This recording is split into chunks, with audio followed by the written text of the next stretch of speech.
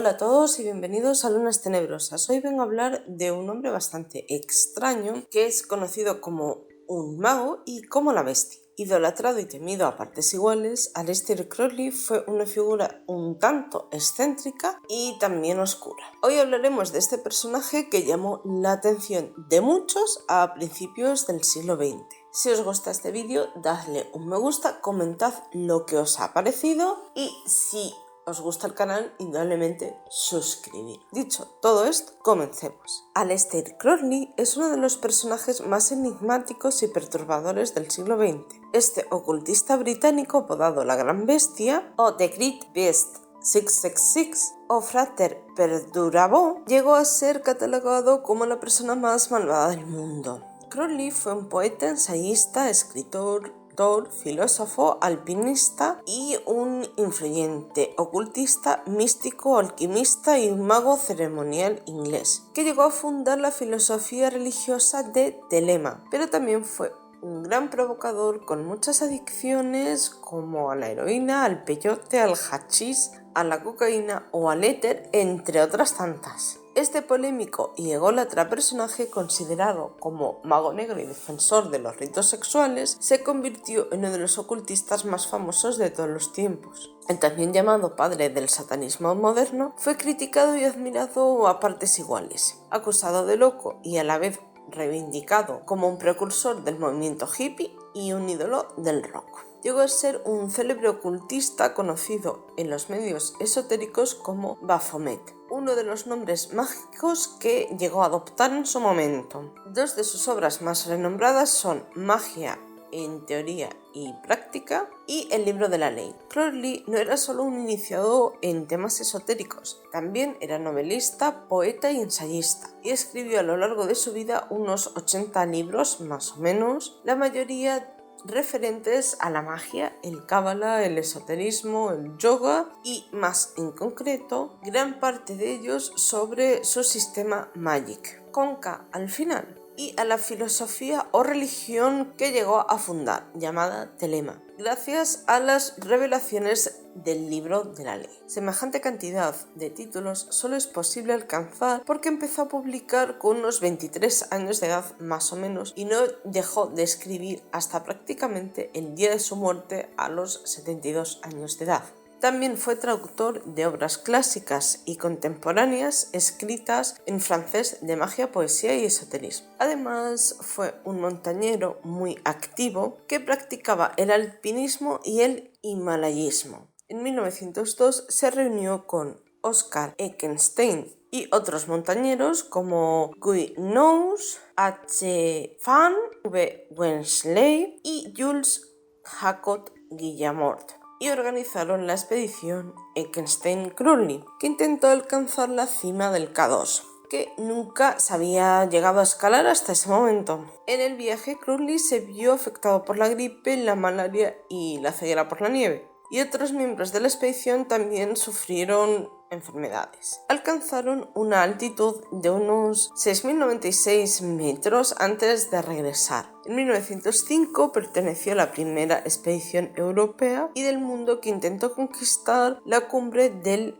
Kanchenjunga, en la que permaneció durante varios días a gran altitud sin asistencia respiratoria, ya que aún no existían botellas de oxígeno en ese momento. Asimismo, era un excelente ajedrecista y practicaba la caza mayor como deporte, el ciclismo y el piragüismo, entre otras disciplinas deportivas. Fue un viajero incansable que residió en Londres, Foyers, París, Nueva York, El Caire y Cefalú, y recorrió países como China, India, Celián, Birmania, Marruecos, Argelia, Túnez, Egipto, España, Francia, Italia, Suiza, México, Canadá, Chile, Argentina, entre otros tantos. Edward Alexander Crowley, que realmente se llamaba así, nació en Royal Leamington Spa, en Warwickshire, el 12 de octubre de 1875, y dentro de una familia perteneciente al movimiento cristiano puritano de los hermanos de Plymouth,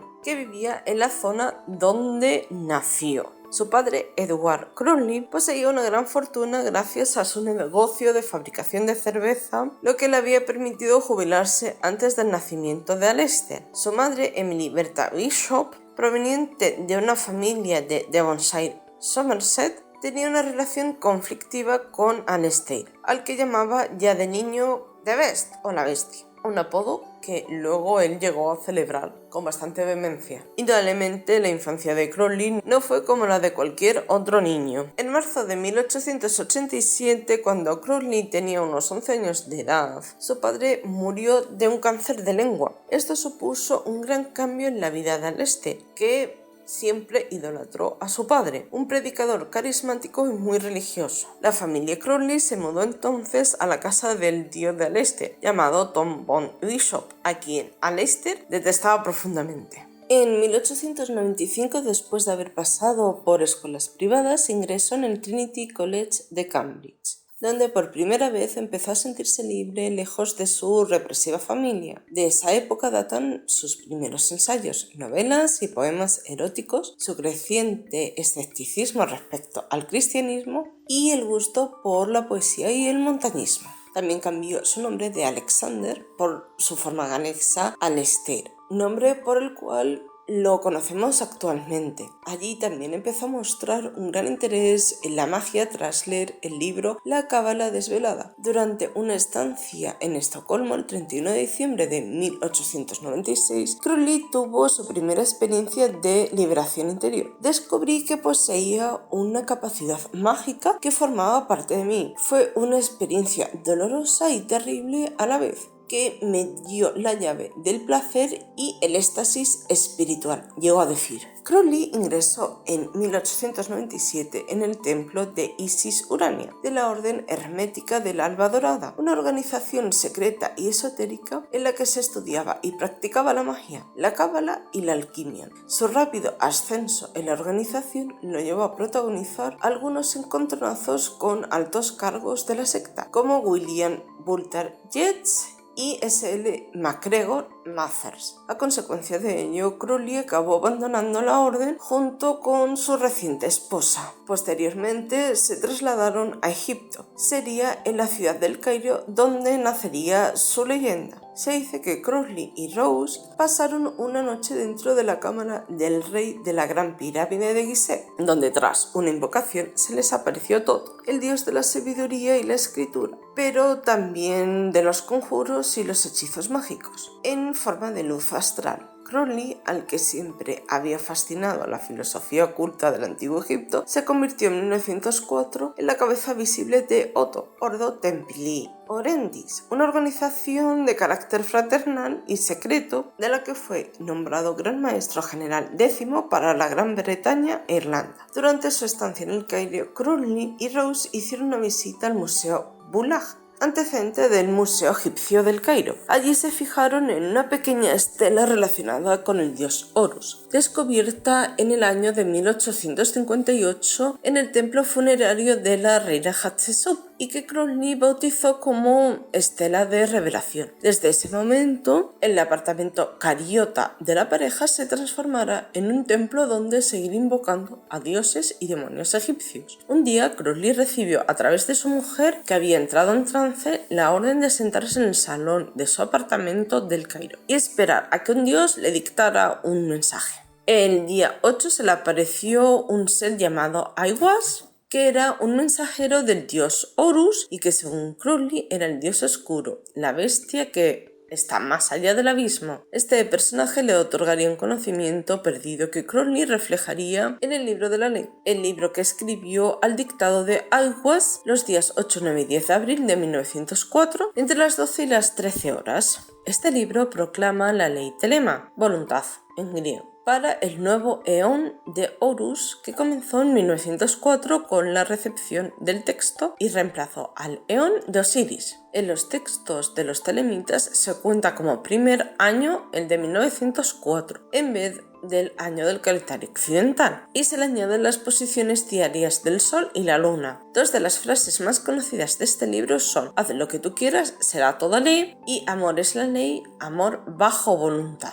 La contracultura telémica se anticipó notablemente a lo que más tarde sería el movimiento hippie, siendo similar en su mezcla de libertad sexual, experimentación con todo tipo de drogas, meditación, mezcla de cultos orientales y occidentales, etc. Aunque dada la antelación de Crowley, fue criticado en su momento por tales razones debido a su bisexualidad y a la experimentación con drogas. Es de destacar que el principio del movimiento, muy minoritario, se produjo en Gran Bretaña durante la época de la reina Victoria. Crowley tuvo una hija que murió con 2 años y tras este hecho se separó de su mujer para encontrar otra mujer escarlata, así como fundar la revista The Equinox, y durante los años siguientes Crowley fue nombrado miembro honorífico de varias sociedades. Él mismo crearía en 1907 la organización ocultista Astrum Argentum. Con Victor Neuburg realizaría un viaje por España que empezaron en Bayona cruzando los Pirineos y llegaron a Pamplona, Logroño, Soria, Burgos de Osma, Aranda del Duero, Madrid o Granada, donde se enamora de una gitana. Durante su recorrido los confundirían con mendigos, bandidos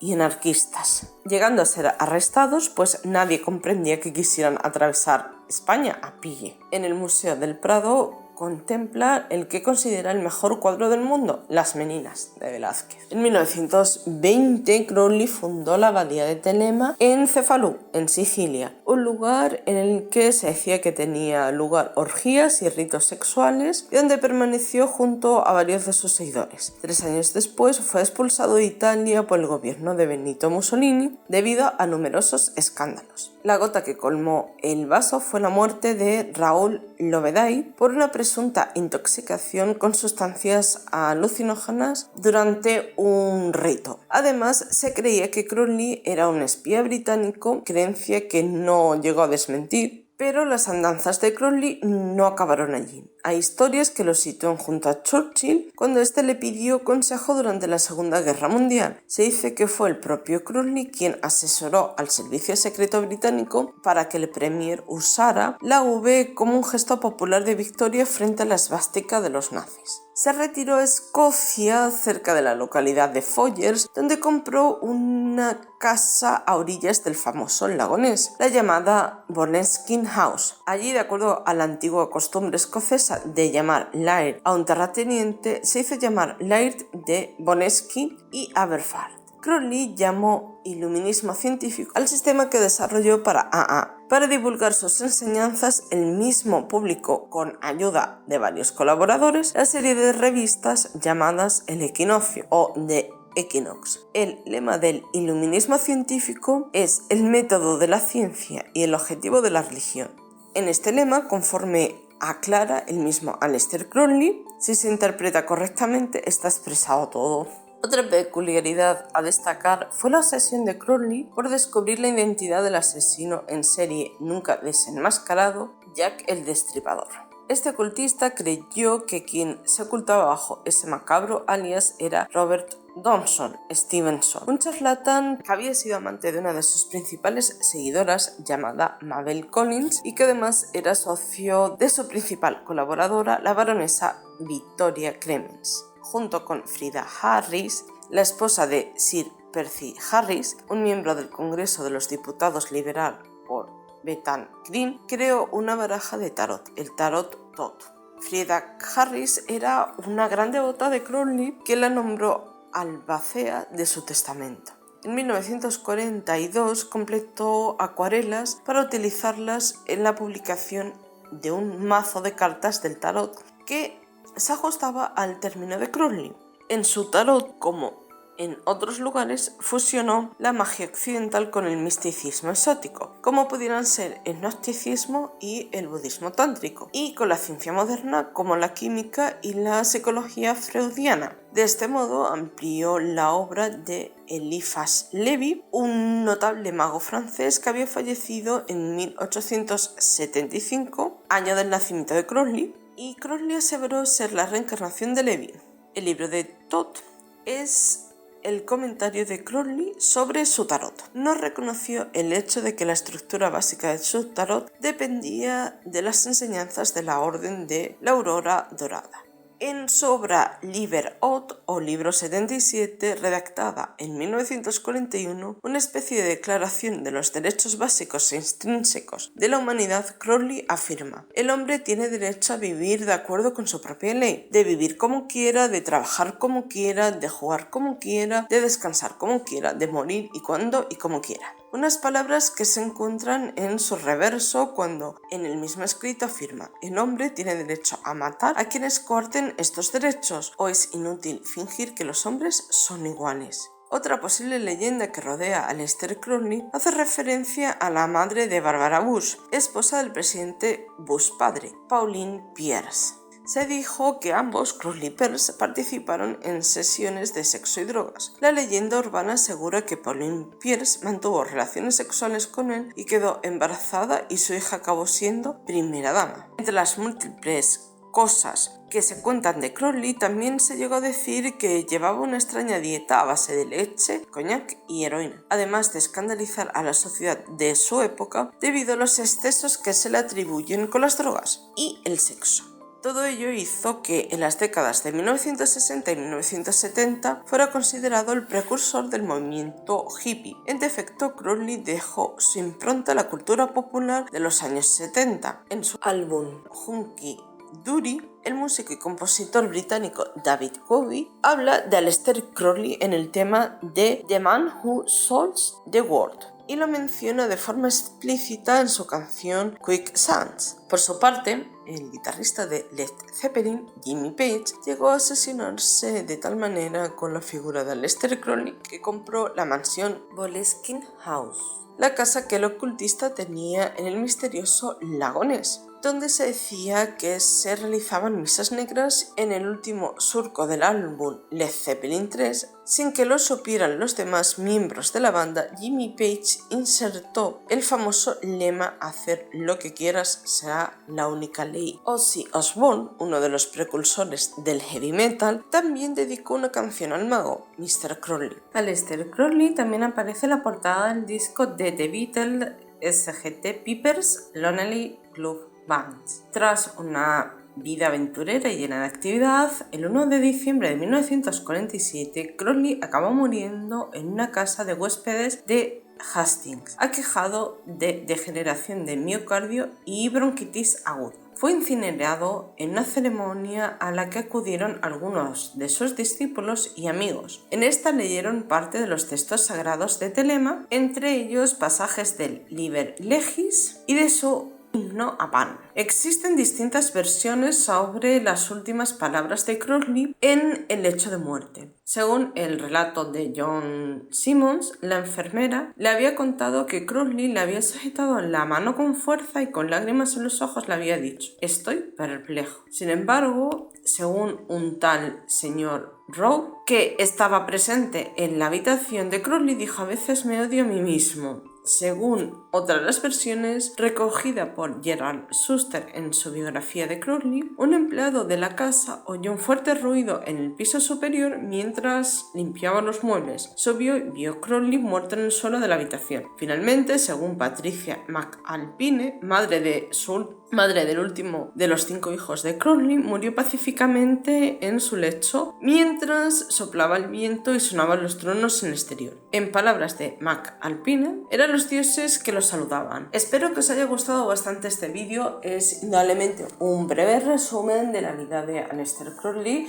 Hay cosas que indudablemente sé que me faltan por comentar, pero tampoco quería hacer un vídeo excesivamente largo con respecto a este tema, ya que, considero que pueda llegar a ser bastante tedioso. Intenté poner simplemente lo más importante, o por lo menos los detalles así más importantes, las 3 o 4 cosas así más interesantes, o que a mí más me gustaron, o lo que fuese. Espero que os haya gustado, digamos, lo que os he comentado de Aleister Crowley. Me gustaría que dierais una opinión sobre este personaje que sinceramente pues llamó bastante la atención. Muchas gracias y hasta la próxima, y siento tanto la tardanza con respecto a los vídeos. Simplemente estoy trabajando de noche y sinceramente he tenido la necesidad de por lo menos tener unos días un poco de descanso, porque sinceramente veía que se me hacía un poco cuesta arriba y había estado un poco estresada con la mudanza, el cambio de piso y todo lo demás, entonces necesitaba un poco de desconexión y relax, nada más.